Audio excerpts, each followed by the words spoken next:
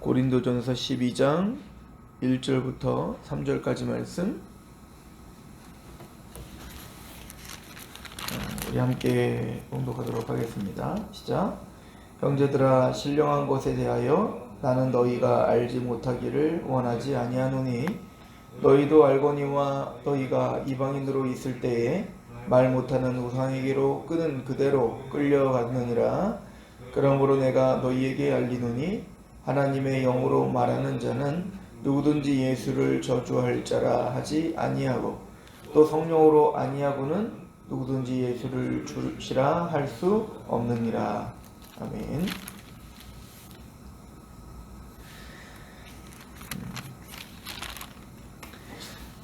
사도 바울은 고린도전서 11장에 이제 공적 예배에 나타나는 바르지 못한 일들에 대하여 지금 사실은 이야기를 하고 다루고 있습니다. 그래서 고린도전서 11장 2절부터 우리가 다뤘던 것은 이제 공예배 때 자매들이 머리에 쓰지 않는 거에 대하여 그 당시 시대적 문화와 또 관습, 전통에 의거하여 합당하게 예배하라 이야기하는 것을 우리가 참고했고, 두 번째는 성만찬에 대한 이야기를 했죠. 이 성만찬을 거룩한 십자가의 죽으심을 기념하고 또 우리가 한 가족됨, 연합됨을 예수님이 오시는 그날까지 우리가 기념해야 될 것인데, 그 거룩하고 영광스러워야 될 그 성만찬이 대로 죄를 먹는 게 되었다. 예수님의 떡과 포도주를 먹고 마셔야 될 것이 자기 자신의 죄를 먹는 것이 되었다라고 하는 굉장히 충격적인 사실은 메시지를 던졌죠. 그래서 너희 모임이 유익이 되지 못하고 도리어 해롭다, 이러기까지 지금 고린도전서 11장 17절은 이야기를 했죠. 그렇다면 그러니까 주님께서 우리에게 거룩하게 제정한 이 성만찬조차도 그렇게 죄악 덩어리로 만들어버리는 그 근본적인 이유는 뭐냐라고 할 때 바로 이기적임인 거예요. 지금 부유한 자가 가난한 자들에 대하여 전혀 배려심이 없는 거죠. 그러니까 성만찬을 하기 위해서 갖고 온 그 음식들을 자신들의 배를 채우는데 다 쓴 거예요. 그러니까 사실 성만찬의 진짜 의미는 하나됨이고, 십자가의 죽음 앞에 우리가 다 우리를 용납하신 그 예수 그리스도 앞에, 그 사랑 앞에 우리는 다 같이 하나님을 사랑하고 이웃을 사랑하는 것이 구현되는 것이 바로 성만찬인데, 이 성만찬을 통하여 더더욱 궁핍한 자들을 더 욕보이는 일들이 일어나기 시작한 거죠. 이것으로 인하여 사도 바울은 교회를 업신여기고 빈궁한 자들을 부끄럽게 하고 있는 이 행태들에 대하여 너희들이 어떠한 마음으로 또 어떠한 화려함으로 성만찬을 하는지 그와 상관없이 이것은 무익한 거다, 해로운 것이다, 죄를 먹는 것이다 라고 판단받는다 라고 이야기를 하죠. 자, 이 이야기를 하면서 12장에 이제 공예배에 나타나는 또 하나의 문제는 이제는 은사에 대한 이야기를 하게 될 겁니다. 특별히 12장부터 14장까지 처음과 끝을 마감하고 있는 것은 바로 방언에 대한 이야기입니다. 방언. 그러니까 무질서한 또 무절제한 그러한 그 예배 행태들에 대하여 사도 바울은 이제 또 이야기를 하게 될 것입니다. 그러기에 앞서 12장 1절에 형제들아, 신령한 것에 대하여 나는 너희가 알지 못하기를 원하지 아니하노니 너희도 알거니와 너희가 이방인으로 있을 때에 말 못하는 우상에게로 끄는 그대로 끌려갔느니라. 그러므로 내가 너희에게 알리노니 하나님의 영으로 말하는 자는 누구든지 예수를 저주할 자라 하지 아니하고 또 성령으로 아니하고는 누구든지 예수를 주시라 할 수 없느니라. 결론을 먼저 말씀드리자면 사도 바울에게 있어서 신령한 것, 이 신령한 것이라고 하는 건 이제 14장 1절에도 나와 있지만, 신령한 것은 성령에 속한 것들, 이렇게 이제 표현하는 것이 더 맞을 것 같아요. 형제들아, 성령에 속한 것들, 즉 이 신령한 것들에 대하여 나는 너희가 알지 못하기를 원하지 아니한다. 즉 교회 안에 이제 방언이랄지 또 예언이랄지 또 여러 가지 이제 은사들을 하나님께서 주셨는데, 즉 성령님의 어떤 은혜를 주셨는데, 그것을 가지고 이제 무질서하게 된 거죠. 그리고 그 은사를 가지고 자신의 잘남, 자신의 어떤 자랑으로 사용하고 있었던 거죠. 그래서 사도 바울은 이렇게 말해요. 너희도 알거니와 너희가 이방인으로 있을 때에 말 못하는 우상에게로 끄는 그대로 끌려갔다, 이렇게 표현하죠. 자, 이게 무슨 얘기냐면 너희가 이제 예수 그리스도를 믿기 전에, 고린도 사람들이니까 헬라 사람들이니까 너희들이 예수 그리스도를 믿기 전, 복음을 알기 전에 너희들은 다 이방에 속하여서 이방 신전, 헬라 신전에 가서 우상 제물을 드리고 우상 숭배했었던 자들이었지. 자, 그럼 그때 예배 풍속을 좀 생각해봐, 이러는 거와 같은 겁니다. 그때 헬라의 우상 제사도, 예배에도 엑시타시가 있어요. 황홀경에 빠지는 것이 있고요. 거기에 수많은 말들을 하는 게 있고 또 제의적인 것들이 다 있었단 말입니다. 우상에게로 끄는 그대로 끌려갔다. 그러니까 너희들이 그 당시에 헬라의 그 우상 문화, 또 이방 신들을 섬길 때 그런 어떤 말들을 많이 하고 또 엑시타시한 황홀경을 경험하고 그런 우상의 제의를 지닐 때, 그것은 바로 우상에게로 끄는 대로 끌려간 것이다. 그것은 뭔가 어떤 힘이 있다 이거예요. 그런데 중요한 건 뭐냐면 그 우상들은 말을 못하는 자들이었다. 우상은 원래 말을 못하죠. 무지하죠. 지식이 없고 말할 수도 없는, 능력이 없는, 이건 사실은 이제 선지자들이 그 바알 숭배자들이나 이방 우상들을 맹비난할 때 쓰는 용어들은 말을 못하는 신들.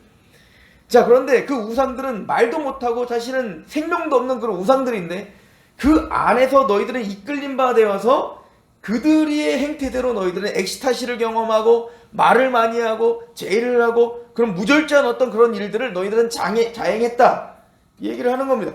자, 지금 이 12장 1절부터 3절까지 이 말은 앞으로 있을 방언을 너희들이 하고 교회 안에서 엑시타시를 경험하고 이런 모든 것들이 우상 숭배와 같다라고 하는 것을 지금 이야기하려고 하는 거예요. 그러면 신령한 것, 즉 성령으로부터 나는 것들은 뭐냐? 그러니까 고린도 교회 사람들은 그 성령으로부터 오는 것들에 대하여 어떤 신기한 현상과 어떤 황홀경과 또 말을 잘하는 것과 이런 것들로 인하여 능력, 이런 것들로 인하여 성령의 것이다 라고 하는 걸 증명으로 내세우려고 했던 겁니다. 그러나 사도 바울이 갖고 있었던 성령에 속한 것들의 가장 핵심 가치가 무엇인지 오늘 설명하고 시작하는 거예요. 그 핵심 가치는 뭐냐면 3절에 그러므로 내가 너희에게 알리노니 하나님의 영으로 말하는 자는 누구든지 예수를 저주라 할 자라 하지 아니하고 또 성령으로 아니하고는 누구든지 예수를 주시라 할 수 없다. 성령님의 활동의 궁극적인 기준이 뭐냐? 그것은 예수 그리스도를 높이는 거다. 예수 그리스도를 영화롭게 하는 것이다. 예수님이 강조되는 것이고 예수님이 자랑되는 것이다. 그래서 고린도전서 1장에도 이제 제일 먼저 시작한 게 뭐였죠? 우리가 우리 주님께서 우리의, 예수 그리스도께서 우리의 의와 지식과 의와 거룩과 구원이 되신다. 우리 모든 것이 되신다. 그래서 자랑할 자는 그리스도 안에서 자랑할지니라 라고 이제 시작을 했던 걸 기억하시죠? 즉 사도 바울에게 있어서 성령님의 일이란, 성령님의 핵심 가치, 우리에게 행하시는 활동의 가장 중요한 것은 그 모든 것들이 예수 그리스도가 드러나고 예수 그리스도가 영화롭게 되는 거예요. 예수님을 주라 시인하는 거죠. 자, 그러면 예수를 주라 시인하는 그 공동체가 또 성령의 그 신령한 것들로 가득한, 그래서 예수님을 영화롭게 하는 그 공동체가 마땅히 나타나는 열매는 뭐냐? 사랑이다. 이거죠. 그래서 12장부터 14장까지 그 은사에 대한 이야기를 할 건데, 공예배의 질서에 대한 이야기를 할 때 그 중심에 13장 사랑장이 있는 거예요. 그리고는 14장 1절을 보세요. 13장의 사랑장을 쭉 이야기한 다음에 14장 1절에 이렇게 말하죠. 사랑을 추구하며 신령한 것들을 사모하되 특별히 예언을 하려고 하라, 이렇게 말하죠. 그러니까 13장에 사랑이 무엇인지를 정의하고, 그래서 너희들은 사랑을 추구하라 이거예요. 그 은사, 엑스타시, 능력, 이런 것들이 먼저가 아니라 가장 먼저는 뭐냐면 그 성령의 것이란 예수를 주라 시인하는 거예요. 예수님을 영화롭게 하는가, 예수님을 중심으로 너희들이 예수님을 높이고 있는가, 그리고 그 예수 그리스도를 정말 높이고 예수님의 사랑의 관건인데요, 너희들이 정말 그 사랑을 아는가, 그리고 그 사랑으로 이웃들을 향한 실제적인 열매들이 나타나는가. 그래서 너희들은 무엇보다 먼저 예수를 주라 시인하고, 그리고 14장 1절에 사랑을 추구하며 신령한 것들을 사모해야 된다, 이렇게 이야기를 하고 있는 거죠.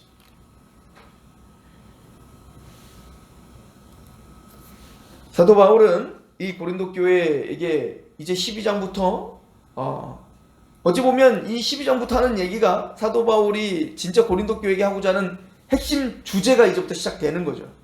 신령한 것이 뭐냐 이거야. 왜냐면 나중에 보면 내가 너희들을 신령한 사람들로 내가 도저히 볼 수가 없다, 이렇게도 이야기하지 않습니까? 신령하다는 게 뭐냐라고 하는 거예요. 사도 바울에서는 딱 두 가지인 거예요.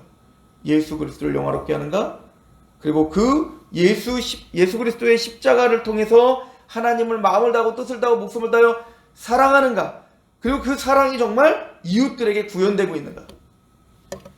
우리가 11장에서 다루고 있었던 머리에 수건을 쓰는 문제랄지, 또 성만찬에 이제는 그 거룩하고 영광스럽게 드려져야 될 그 성만찬이 대로 죄를 먹는 행태가 되어버렸던 그 중심에는 예수 그리스도에 대한 영화로움과 사랑이 결핍되어 있다는 것을 지금 말하고 있는 겁니다. 배려가 없죠. 자기 자신만 알죠.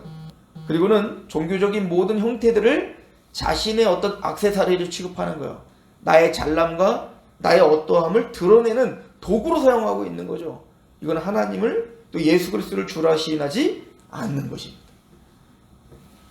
우리가 오늘 하루를 살며 또 우리가 신앙생활을 할 때 우리가 정말 신령한 것들을 사모하는가, 성령님이 우리에게 행하시는 것들을 우리가 사모하고 그것을 바라보는가, 우리의 기도 제목의 방향은 무엇인가, 예수 그리스도를 영화롭게 하는 오늘 하루가 되게 하시고, 또 주님께서 십자가에서 구현하신 그 십자가의 사랑을 바로 깨닫는, 오래 참으시는, 또 온유하신 그 십자가의 사랑을 알고, 또 그것이 오늘 우리를 통하여 발현될 수 있도록, 그래서 이웃들에게 그 십자가의 사랑이 발현되고 선포될 수 있도록, 그렇게 우리를 신령한 것들을 사모하는 참된 성령님이 행하시는 일들의 열매로서 오늘 하루가 승리할 수 있도록 주여 도와달라 기도하시길 축원합니다. 기도하겠습니다. 하나님 아버지, 너무나 감사합니다. 성령님이 우리에게 행하시는 일들, 특별히 예수를 주라 시인하게 하시며 그 예수 그리스도를 통해 하나님을 마음을 다해 사랑하게 하시며 그리고 이웃을 사랑하게 하시는, 그래서 우리의 것을 내려놓게 하시는, 그렇게 하나님의 영광스러운 그리스도의 몸된 지체임을 고백하는 하루가 되게 하시고, 또 우리를 긍휼히 여기사 오늘 넘어질 수밖에 없는, 또 무지할 수밖에 없는 우리를 도우셔서 온전히 하나님께만 영광이 돌려지게 하는, 그렇게 또 살아가는 하루가 되게 하시옵소서. 예수님의 이름으로 감사하며 기도합니다.